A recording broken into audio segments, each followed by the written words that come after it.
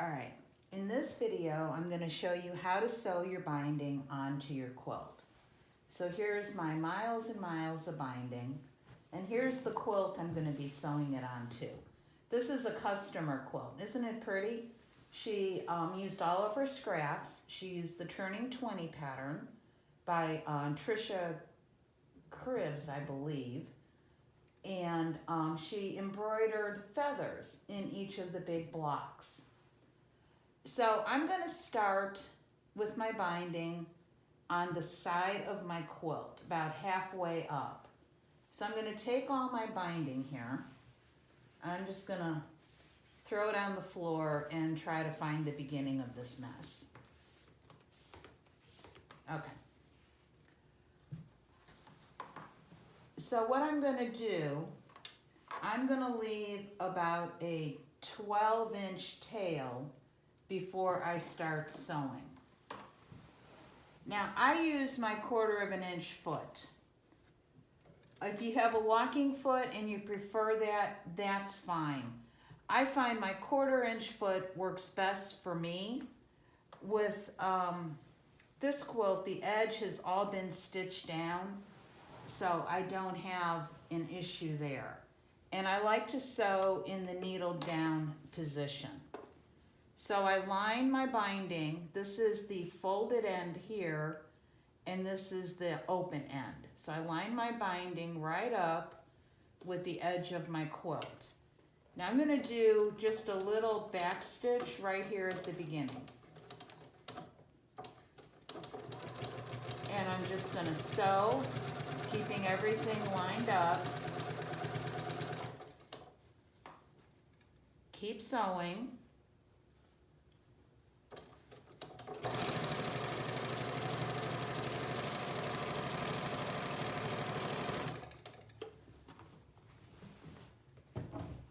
You kind of got to wrangle the quilt.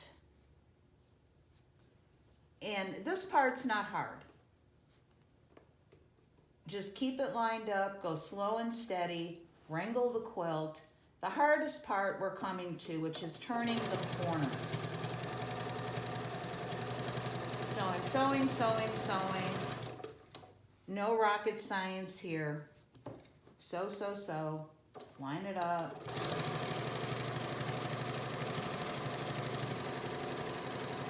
Having it in the needle down position really does help if you have that feature.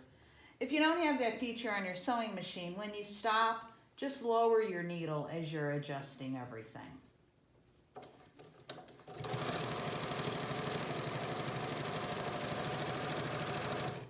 Okay, see, we're coming down to a corner now.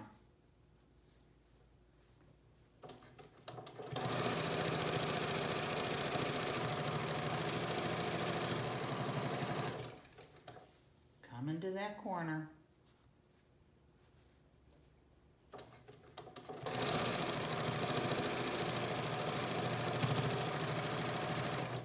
Okay, so this, when you get to the corner to make that miter, this right here, I'm just marking that. That's the bottom of where my quilt is. I want to measure up 1/4 inch.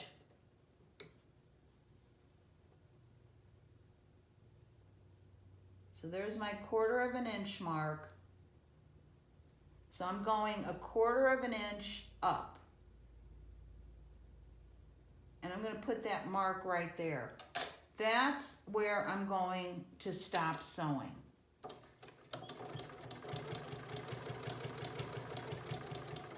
Okay, so I'm coming to that 1/4 inch mark. I'm coming slow. I like to do just a little back stitch there. There we go. Raise my needle and pull this out. Cut my threads.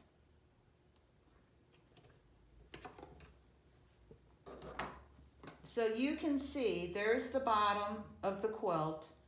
There's my 1/4 inch mark, and that's where I've stopped sewing. Now, to turn the corner, turn your quilt and kind of wrangle it again.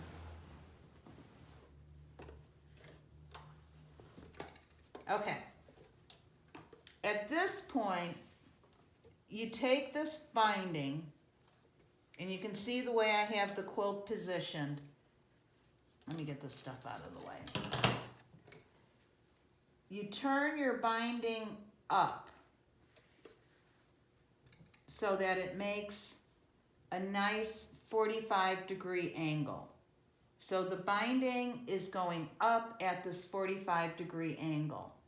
Then I pull it back down, lining this up with the edge of my quilt.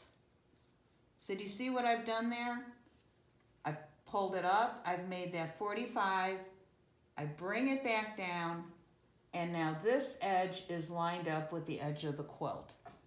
I like to pin this just to hold everything in place. Okay? So there we're kind of good to go. We are good to go.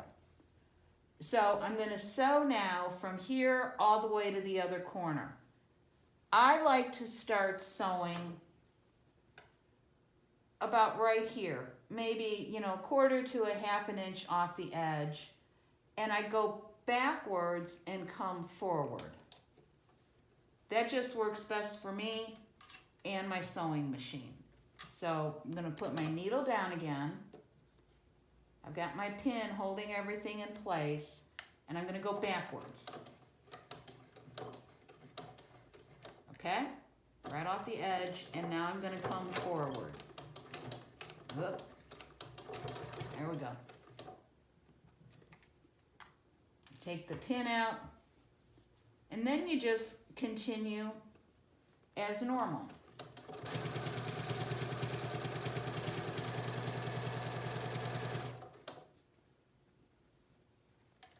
And I'll pull this out so that you can see what I've done. So that's what it looks like. Get rid of this thread. Just like that.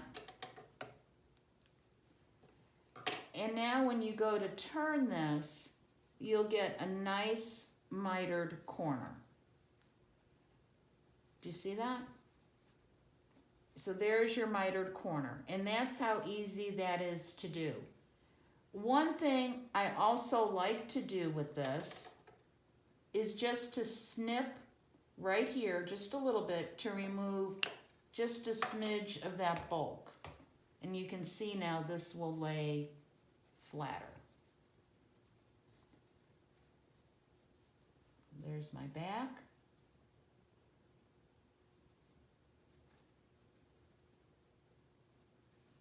And there you go.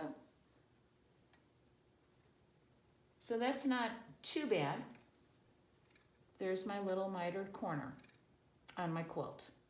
That was pretty easy to do. Problem is, you've got to do 3 more corners. So I'm going to go ahead, I'm going to stitch those 3 more corners down, and then we'll come back. All right. I wanted to show you another little trick, and it depends on the foot that you have. This is the bottom of my quilt that I've marked right there. So that's the edge of my quilt. And you're probably not going to be able to see this that well, but try to follow along. On my 1/4 inch foot, my needle is here. And if I come up, there's a little notch right there. That notch is a 1/4 inch away from the needle. And it's just on this left side. So there's a notch here where the needle is. And then if you come up, there's another notch that's a 1/4 inch away. I use this as a guide all the time. So what I'll do is, I'm not marking my 1/4 inch there. I'm coming along and I'm watching my guide. And I go slow. Okay, so now my guide is right along that mark that I made. And I'm going to take a couple back stitches. There we go. And that's another way of doing it. So just as a refresher, we're going to pull this side up. We're going to pull it down. We're going to put a pin in it.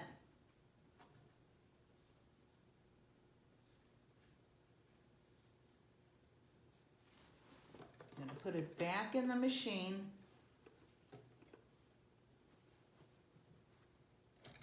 Back stitch a little bit. Come forward. Pull my pin out. And continue to sew this binding on.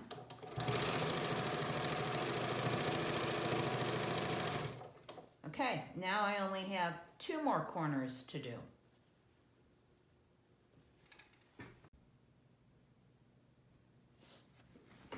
All right, I'm trying to give you a close-up shot of this on what I'm doing so you can more easily see it. This mark right here, so this mark is the edge of my quilt. This mark is 1/4 of an inch up from the edge. And I'm gonna sew from here to this 1/4 of an inch mark and take a little back stitch. So here we go. My machine is loud.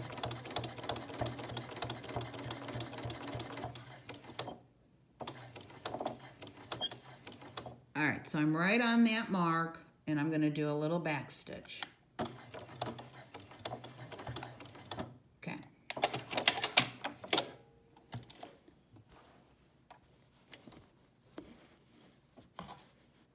So do you see what I've done there? Let's see if I can.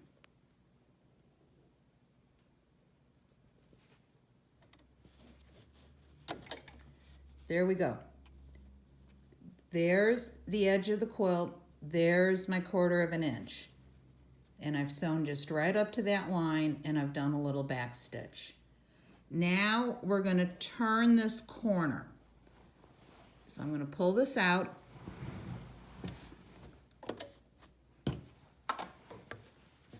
Here it is again. I'm going to pull my binding, hopefully without knocking the camera over. And I'm going to take this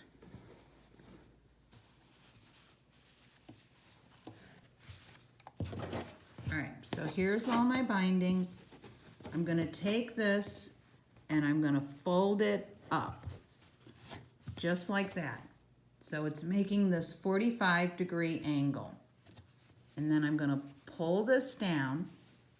I'm going to line up the edge of my quilt. Whoops. Let's redo that.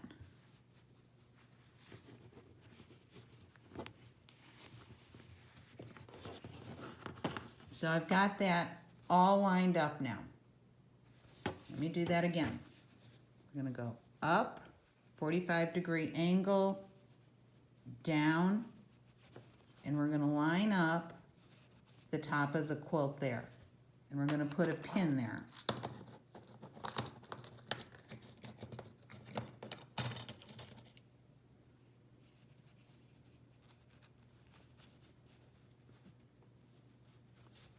Okay. I'm going to take it back to the sewing machine.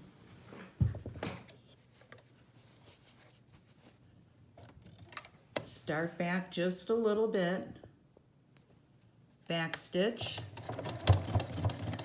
And come forward. All right. So we've sewn our binding on. You do want to stop about 12 inches from where you've started. So we started with about a 12-inch tail, and we're going to end about 12 inches from where we started. And that's it. We'll come back in the next video and show you how to connect these guys. That's always a trick. We hope you liked this video. If you did, please subscribe to our channel. Like it and share the video. And in just a minute, I'm going to try to do a close-up of that 1/4 inch foot so you could see what I'm talking about there. So this is my 1/4 of an inch foot. I don't know that they all come like this, but this one did, and I really like it. This mark right here, and I've tried to highlight that with a marker so you can see it. That lines up with my needle hole. This mark right up here is exactly 1/4 of an inch from this mark. So that helps you when you want to stop 1/4 of an inch from the edge of your quilt. You line this mark up with the edge.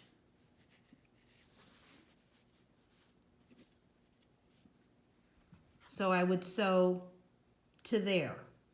And you can see from here to here is 1/4 of an inch.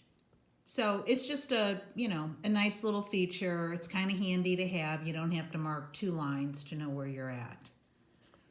That's it. We do hope you liked it. Stay tuned for part 3 where we will connect our things together.